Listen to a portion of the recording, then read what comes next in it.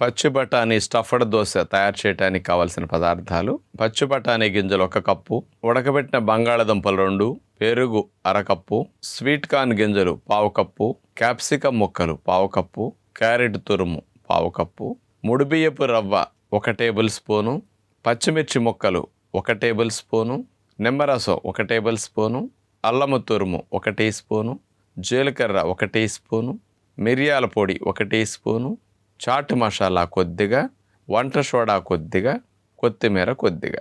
ముందుగా మనం ఫ్రెష్గా తెచ్చుకున్న పచ్చి బఠానీ కాయలను ఒలుసుకుని ఆ బఠానీ గింజల్ని మిక్సీ జార్లో వేసేసాం. అందులో అల్లము తురుము, పచ్చిమిర్చి ముక్కలు ఈ 2 వేసేసి ముక్క చెక్కలాగా ఈ స్టఫ్డ్ దోశకి పిండి అట్లా గ్రైండ్ చేసుకోవాలి. క్రిస్పీగా దోశ రావటం కోసం ముడిబియ్యపు రవ్వని 1 టేబుల్ స్పూన్ తీసుకున్నాం కదా, అది వేసేసాం. అందులో కొద్దిగా పెరుగు వేసేసి గ్రైండ్ చేసేస్తాం. ఇక దోశల పిండి సిద్ధమైంది. ఇక స్టఫింగ్ మెటీరియల్ కోసం మనం ఉడకబెట్టిన బంగాళదుంపల్ని ఒక బౌల్లో వేసేసి అట్లా మెత్తగా అయ్యేటట్టు చిదిమేయాలి. అందులో స్టఫింగ్కి క్యారెట్ తురుము, క్యాప్సికమ్ ముక్కలు, స్వీట్ కార్న్ గింజలు, కొద్దిగా జీలకర్ర, మిరియాల పొడి కొద్దిగా, చాట్ మసాలా వీటన్నిటిని కలిపేస్తాం.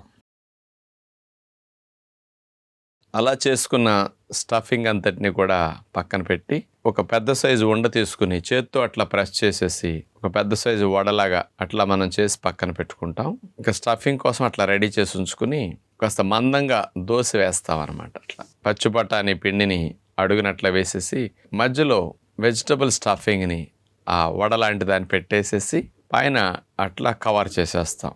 పైన కొద్దిగా నువ్వులు అలాంటివి చల్లేసేసి మూత పెట్టేస్తాం. లోపల ఉడకాలంటే మూత పెట్టేసేయాలి. ఉడికిన తర్వాత తిరగేసేసి ఇంకొక వైపు కూడా అట్లా కొద్దిగా మేగడ రాసి కాలనిస్తే బాగుంటుంది.